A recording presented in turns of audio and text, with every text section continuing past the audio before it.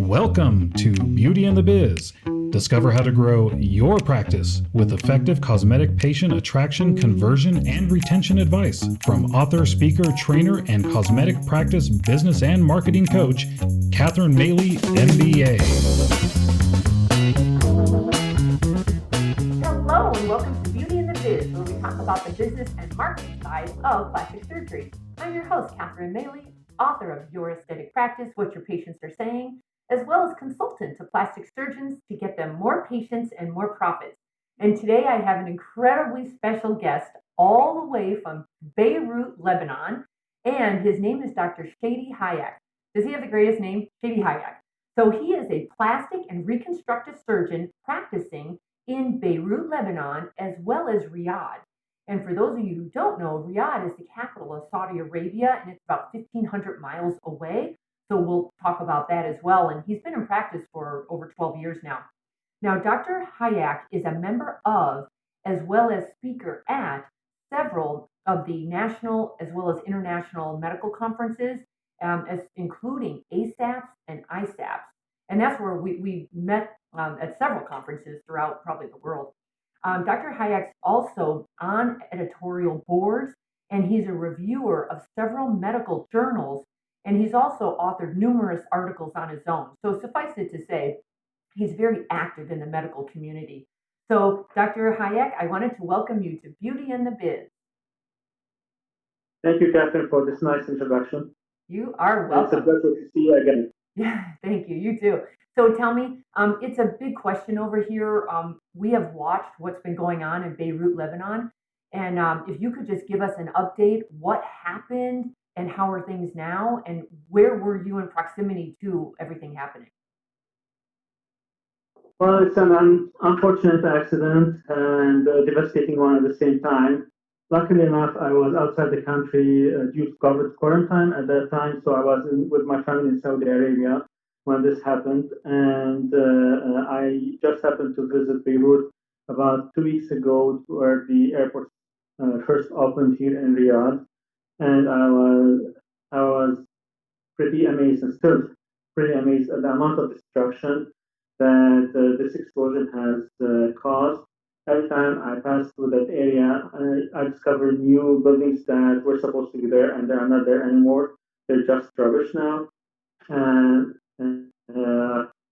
so it's really devastating from both an economical and business point of view, as well as from a personal and humane point of view. There are many families that have been left without homes, many families that have lost their property, lost their relatives or their beloved ones.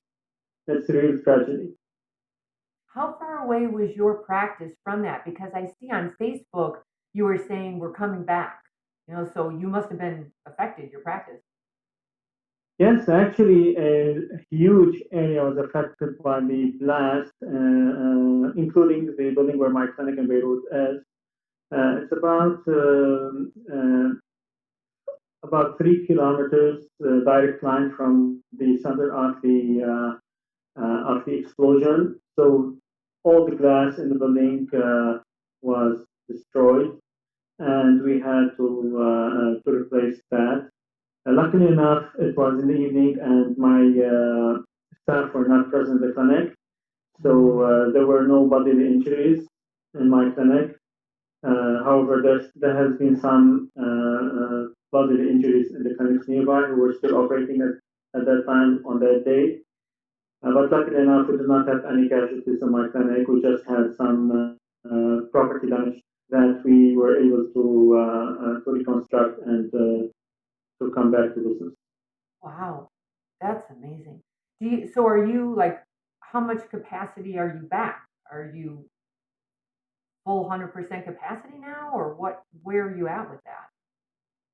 Well, from a physical point of view, we can be at 100% capacity. However, because of the limitations in the travel and the limitations in the COVID, we are now practicing at around somewhere between 40 and 50% capacity. We have to limit the presence of people in the clinic. We cannot schedule appointments as close as we used to. We also have to take into consideration that whenever I go back to Beirut, I have to be quarantined for a while until the PCR result is out and negative. The same thing happens when I go back to Riyadh, so I have to take that into consideration.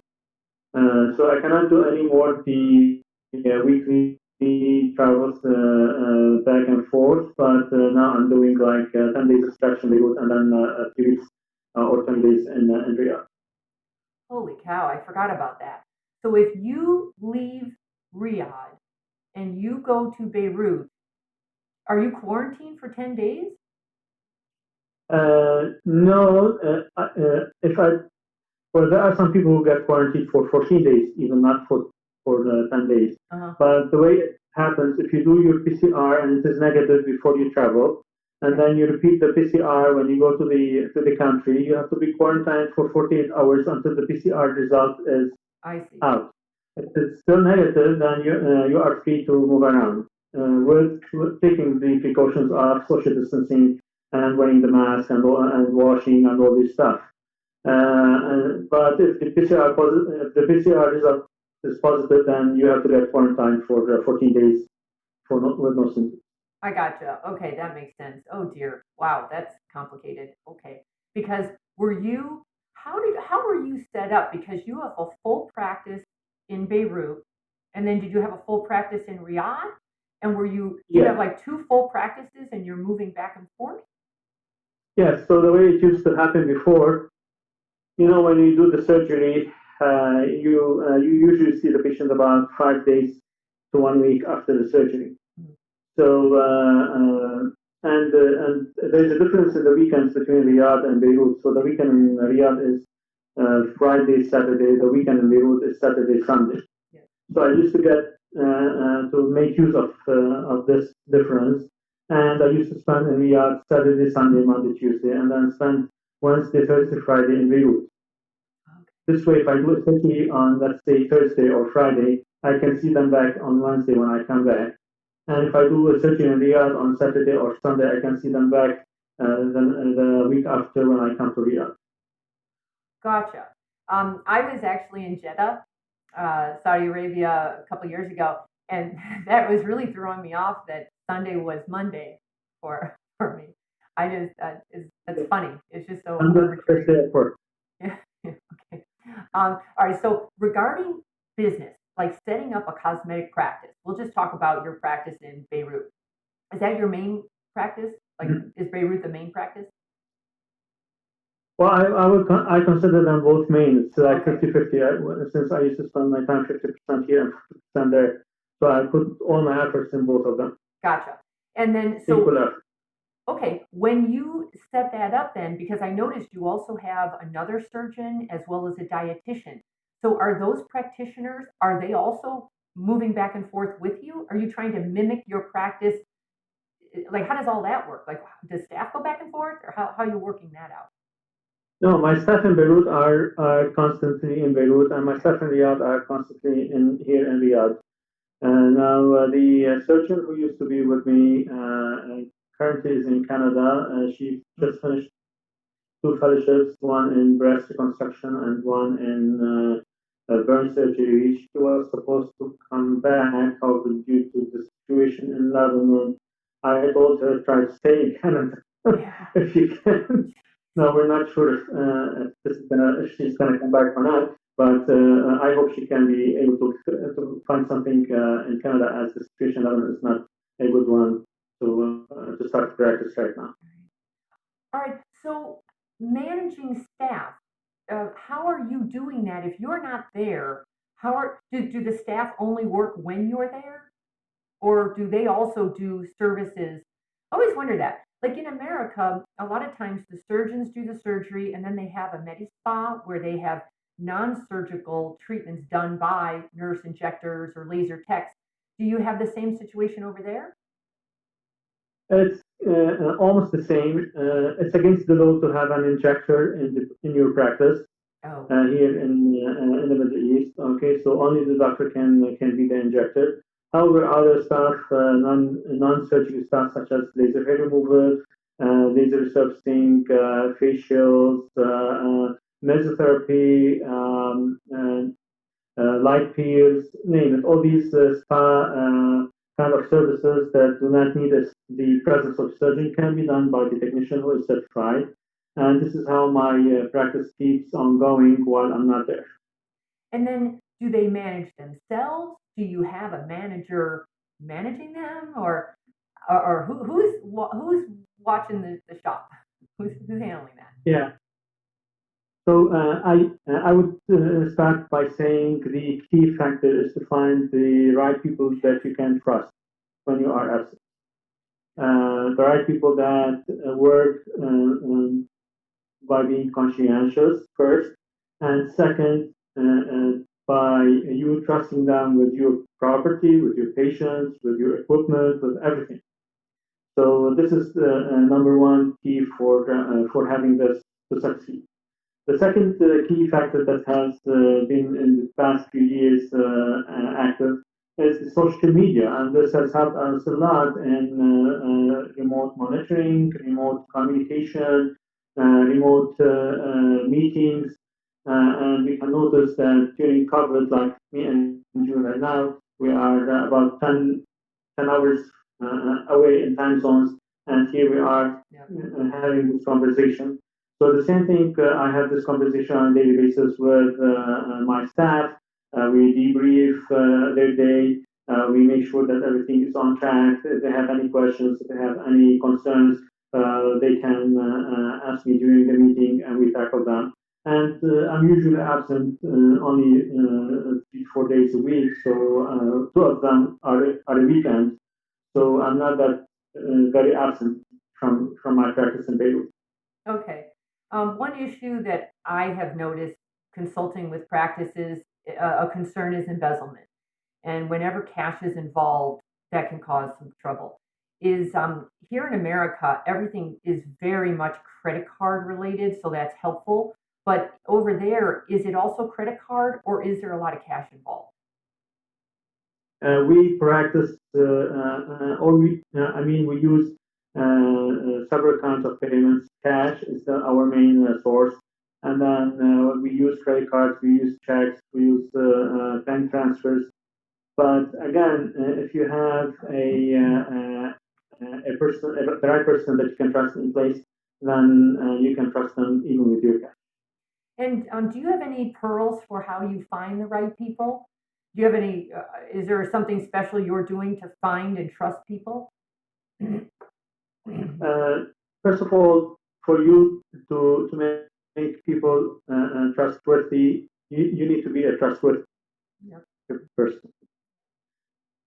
You need to be transparent with your people. You need to be a true leader where you are there for them in their troubles as well as in their pleasant times. So the way I treat my staff is like a family. If they have even a personal problem, they can always come to me, and I'll try to help them as much as I can. Sometimes they come even for personal advices.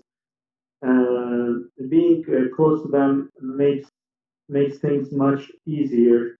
Um, I I do believe that sometimes managers and leaders, they need to be decisive, they need to be strict, but this does not have to come at the expense of being a true advisor, a humble leader. So being a humble leader makes things much easier from this trustworthy. You know, you happen to have that kind of personality. I know I gravitated to you the minute I met you. There's something about you that's very disarming and um, uh, transparent and honest. And I think you're so right. You have to be who you want to attract. And I think you're like that. You're warm and friendly and open, and I think that's what shows in your staff. So you've attracted the same people that you want. So congratulations. This also reflects on your practice. So I believe that the surgeon also attracts the kind of patients that like that personality. So even I've heard this from the other staff where I work, where I get my surgeries done, from anesthesia, from nurses. they always comment that your patients are always pleasant, your patients are always calm, they're not angry, they're not shouting, they're not. They come to the surgery as if they are coming to fulfill their dreams. They are smiling, they are not anxious. When the patient is going under the knife and going under anesthesia, many times they are anxious. But when you have somebody that you are trusting with your life, and you are sure that this person is going to do all he can, all he has in his capacity to do to make you look better and to keep you safe, then you are going there with less anxiety, more pleasant, and your recovery will be more smooth than others. For sure. So, since you've been in practice, I love to learn from mistakes made, and we can all, rather than make this mistake again and again, I'd rather learn it from somebody who already made one. So, can you just share just one mistake you made when building your practice that others could avoid? Trusting the wrong people. Yeah. So true. Okay. You want to elaborate or? So although I started my talk about being humble leader and being trustworthy to have others trust you, you have always to be on the watch of people abusing that trust. And this has happened a couple of times with me. But when you are alerted for that, then you try to avoid it. Okay. Would you say staff has been the biggest challenge of growing a practice or something else? I would say no, it was something else. It was partners. Oh, good point. Yes. How do you find that? Because that's always the $1 million question. Who do you partner with? Well, the reason for that is that here in Saudi Arabia, the way to build a practice is that you always have to partner with a local, either a businessman, a local businessman, or a local surgeon, somebody who has the ability to create a business here in Saudi Arabia. So finding that partner has been a struggle for a while, but luckily enough, I was able to find somebody who is trustworthy, and we speak the same language, both from a patient care point of view and from a business point of view. And this is very important. So, in cosmetic surgery, you have two major pillars. One of them is quality, quality of care, quality of products, quality of services. So you have to maintain that. You have to maintain a high quality of whatever you are offering for your clients. And on the other side, since cosmetic surgery and cosmetic services have been quite popular in the past, let's say, decade or more, and then your prices have to be reasonable. Cosmetic surgery is not anymore for the elite. Everybody, if your income is $1,000 or your income is $10,000 a month, then you want to look beautiful. You want to look presentable. And making this available to or tailored to several economical statuses makes your practice grow faster and larger. At the same time, you cannot compromise on quality. So there has to be always a balance between getting the high quality products, high quality services, and yet at the same price level and a competitive price level. Okay, so finding someone who can understand these two pillars is very difficult, and finding someone who is willing to invest and not looking for the fast return on investment, okay, is also difficult. So, but luckily enough, I was able to partner with someone here in Saudi Arabia. It's a truancy clinic, and so far things are great from that perspective.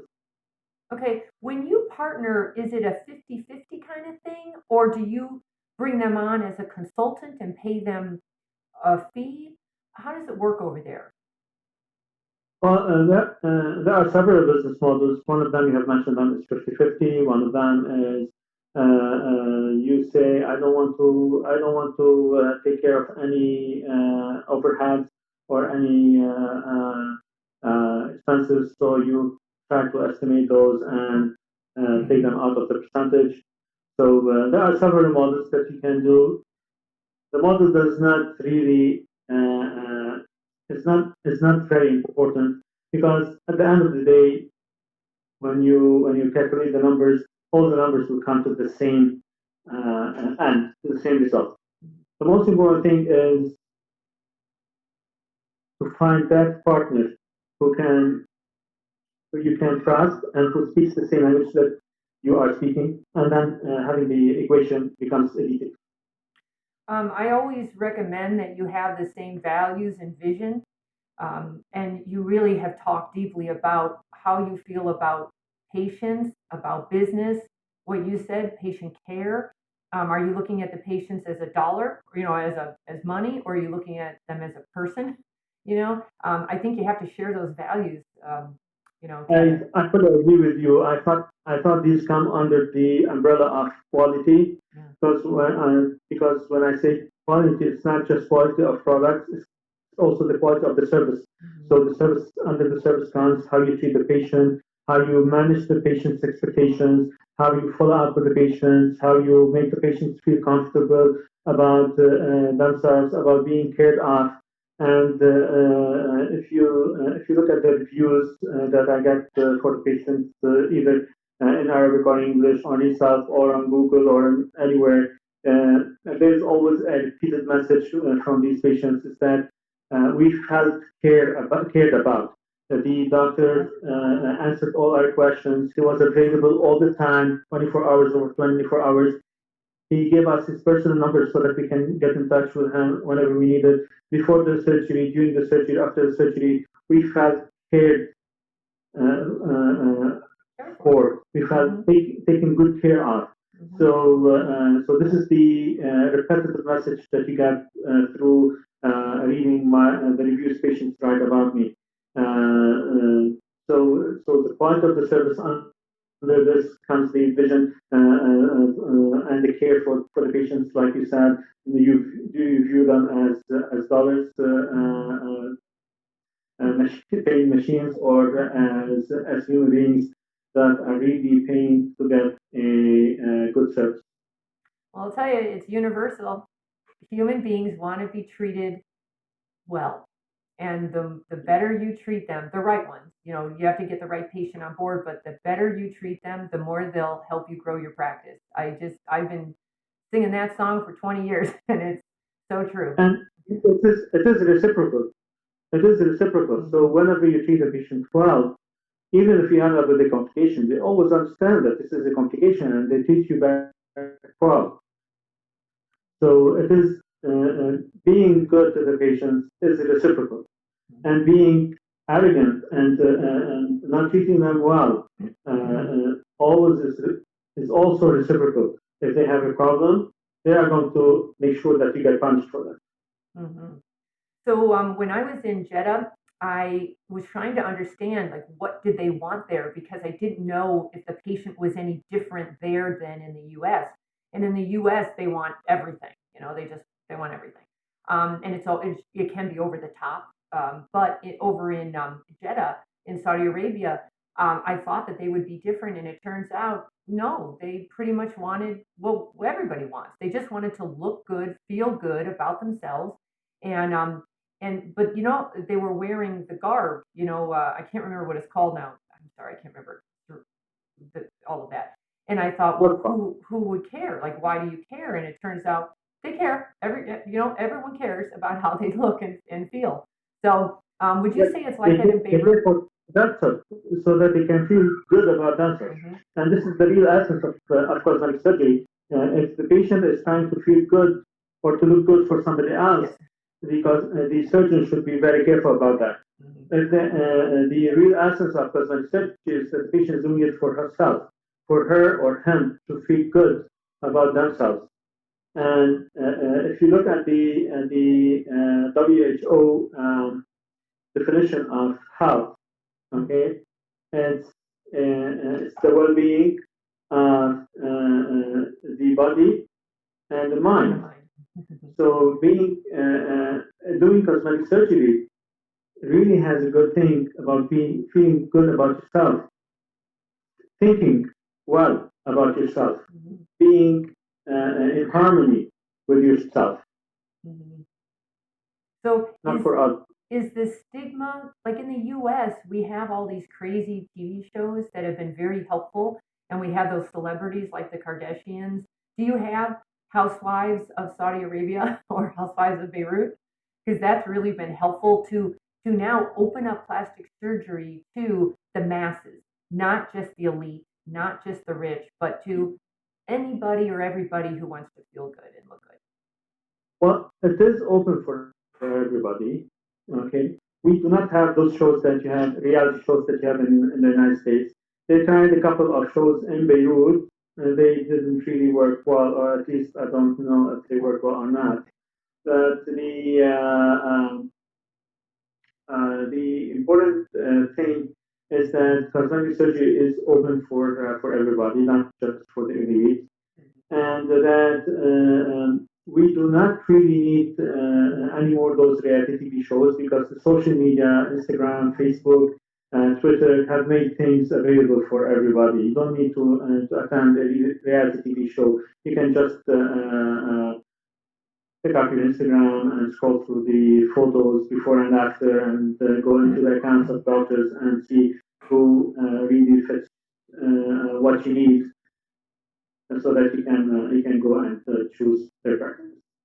I will say this though, as from a marketing perspective, I think you need to still be everywhere because the whole world is not on Instagram. A group are, but others are not, and it's not even generational. Like I happen to be into social media because I run a business. Typically, I don't think I would have been in it because it's time consuming, but I would never know you if I weren't on social media, and so you're always trying to figure out where are the patients and where are they getting their information and then be there. So when it comes to marketing and attracting new patients, do you have a plan?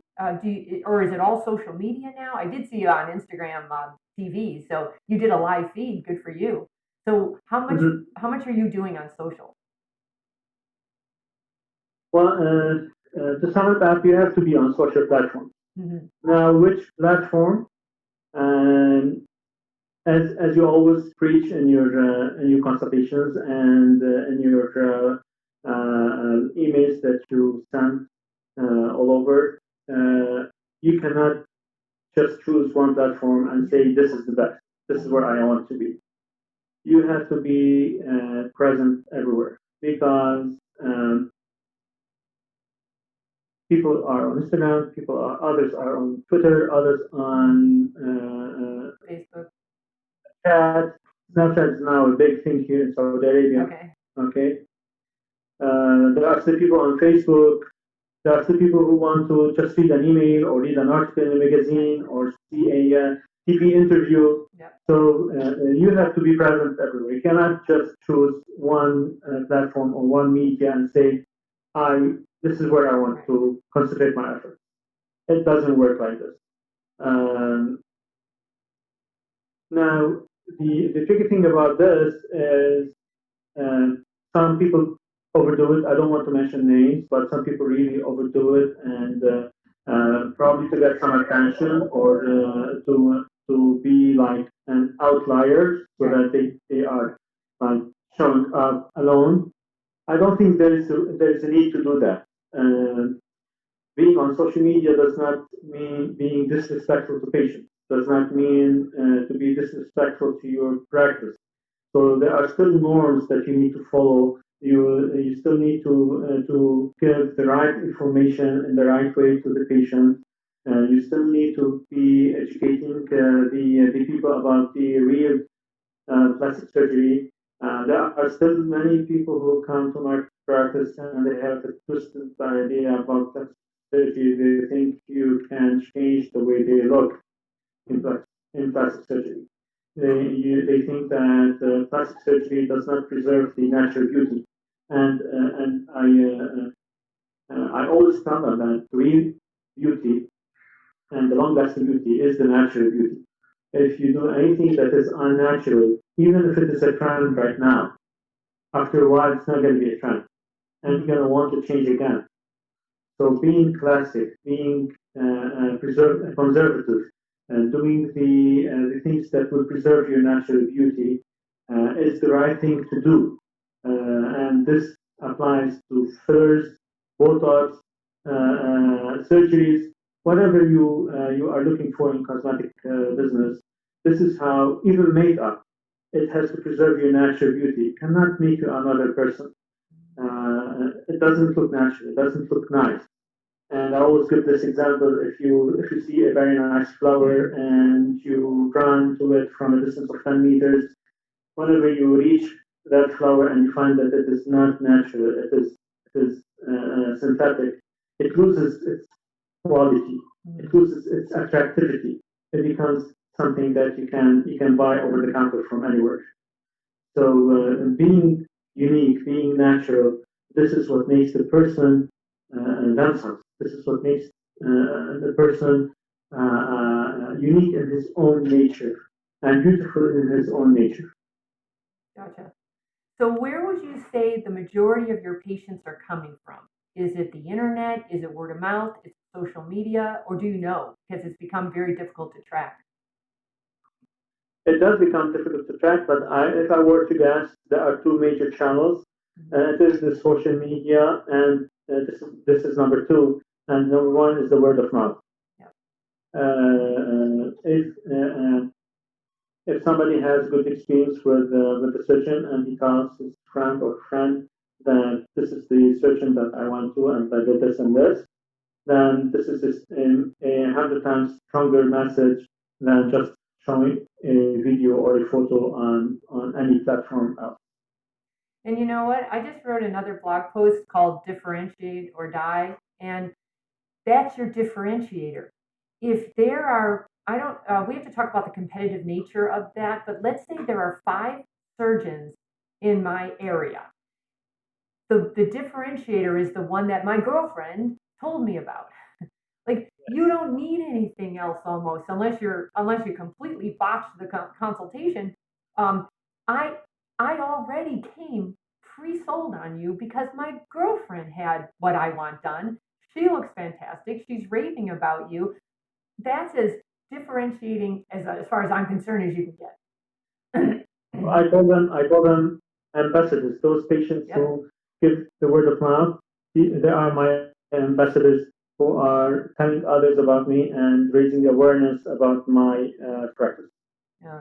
Back to social media, I just want to ask, how much time are you putting into it? Because I am skeptical about that. I know some surgeons, and you've been at the meetings where they say they're on there 3 or 4 hours a day. And I just think, oh dear Lord, like you've had to become marketers and surgeons and managers of staff and a businessman, and there's a lot on your plate. So how do you figure all that out? Like what kind of time to put into something like that?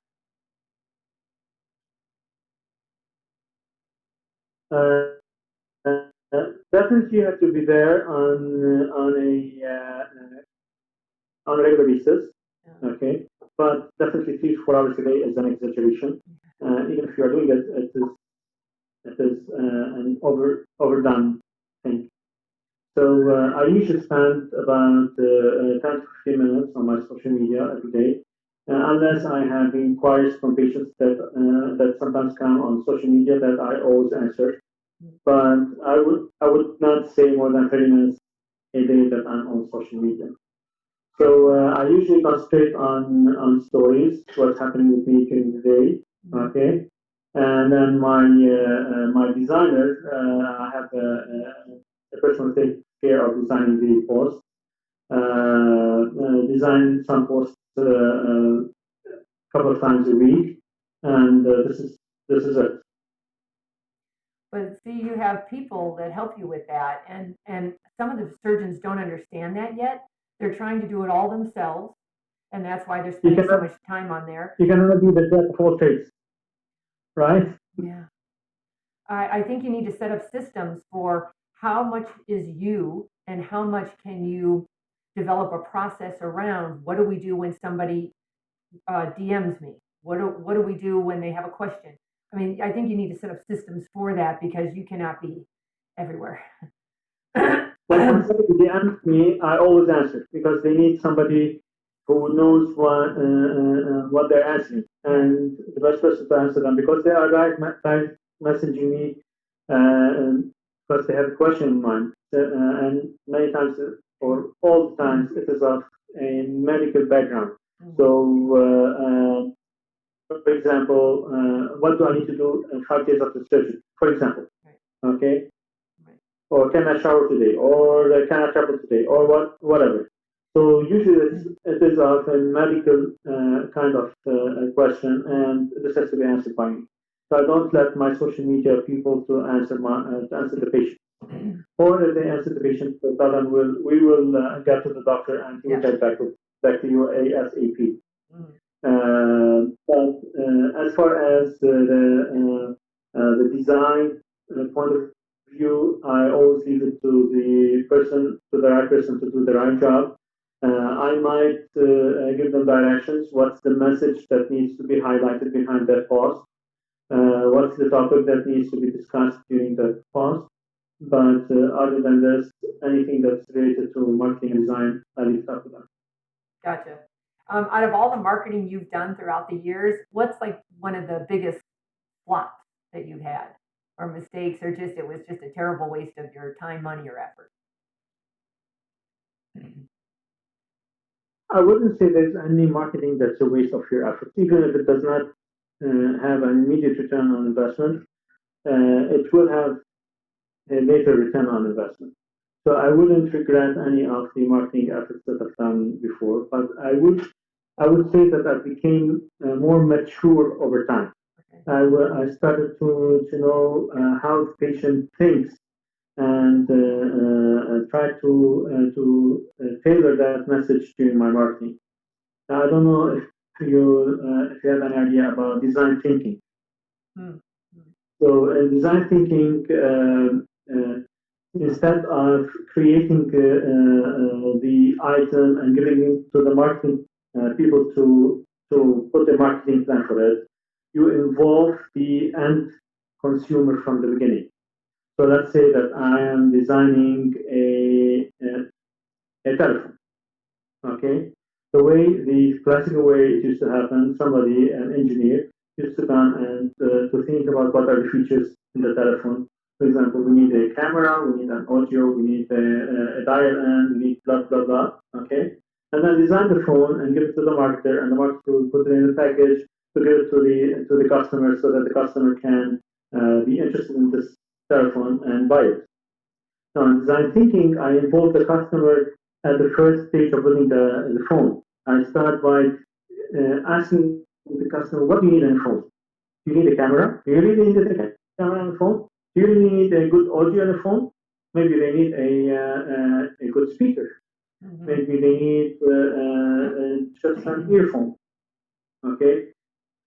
I cannot really be in the mind of the patient unless I ask them. So having that input of the customer into the design early on helps you to create a product that appeals to the customer.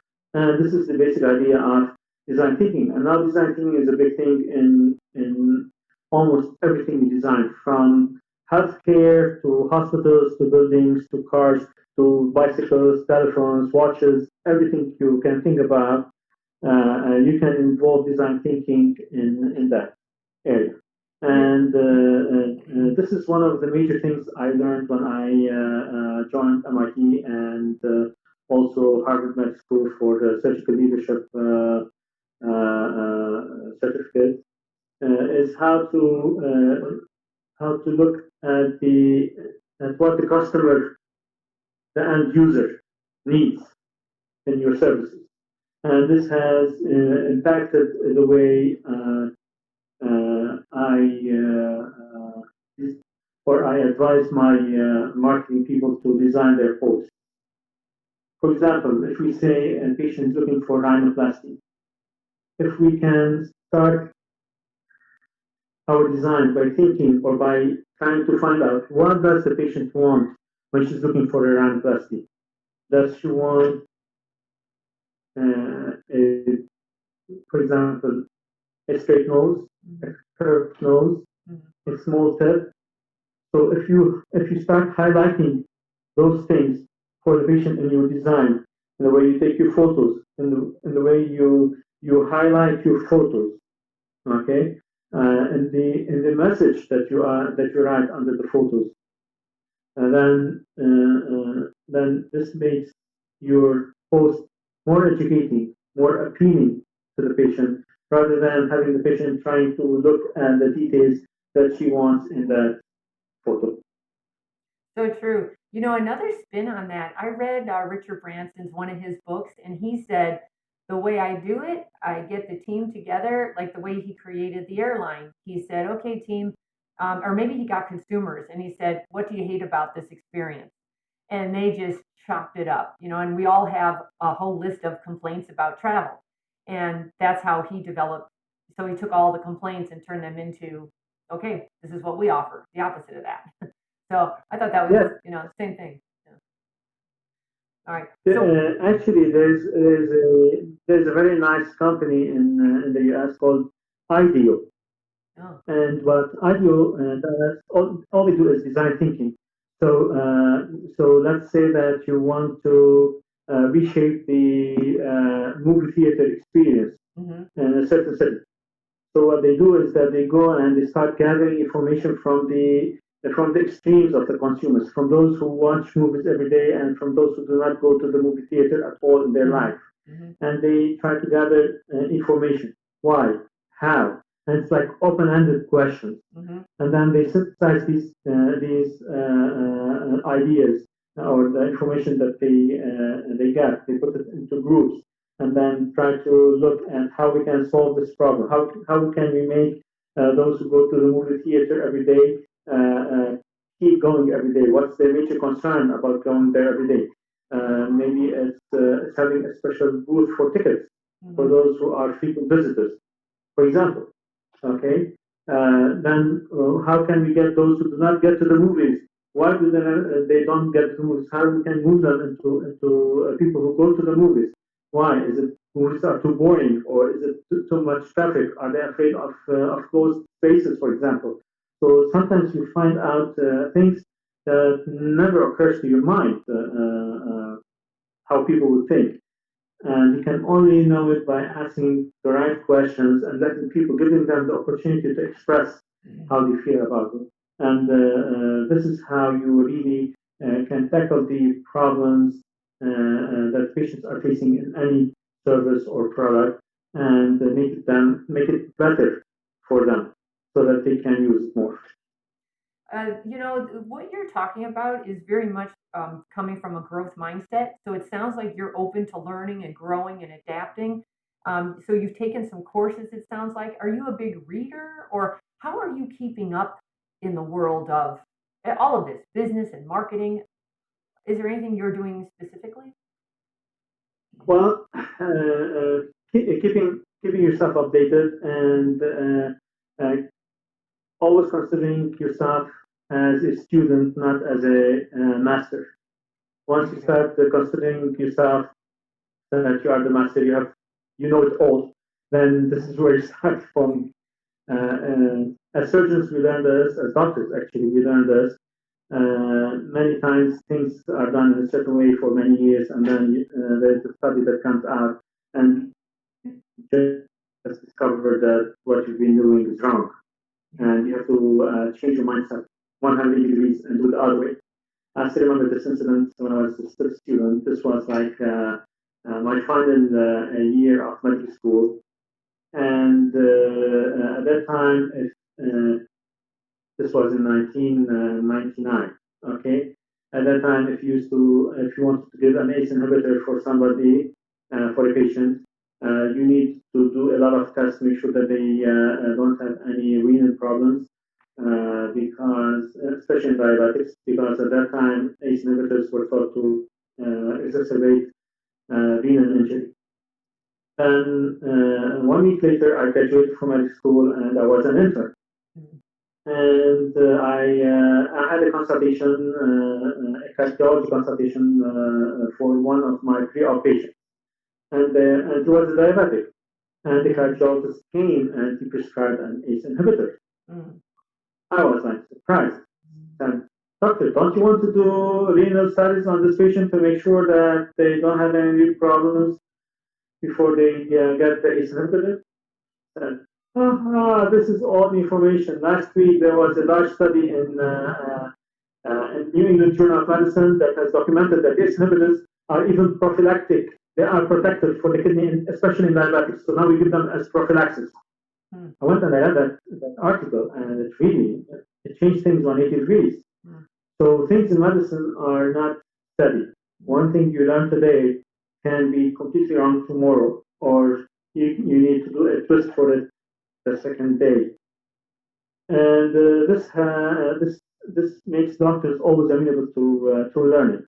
Once you stop learning, you start dying. And I have applied this not only to medicine, I have applied this to my practice. This is why 2 years ago I joined MIT for an executive program in general management. And this is why I learned all these things about design thinking and staff managing and being a humble leader. I also joined a year later Harvard Medical School for the first class they had for their surgical leadership certificate, and this was also another fruitful year that has made me look differently into those matters. Good for you. So I do have to ask, you've had more adversity than most, and it's big stuff like the uncertainty, the politics. COVID affected all of us, but you seem to have had added on. Just there's a lot going on in your part of the world. What's your why? Like, what drives you to just keep going no matter what? Well, number one, if you get me 20, 30 years back in time, I would follow the same footsteps I have done over those years. So I do not regret any of the decisions that I've made in my career. And this makes me more passionate about my career and the things that I do. Actually, I consider it like something that I love to do rather than a job that I have to do. So this makes you more enthusiastic to give more and to excel more in what you do, rather than if you consider it as a job that's just giving you money, then one day you're gonna be bored with it and you don't want to do it anymore. I don't look at my practice or my career as a money bringing object. I look at it as something that I love to do. So this is the number one driver in surviving. Okay. And then to wrap it up, the last question is, tell us something we don't know about you.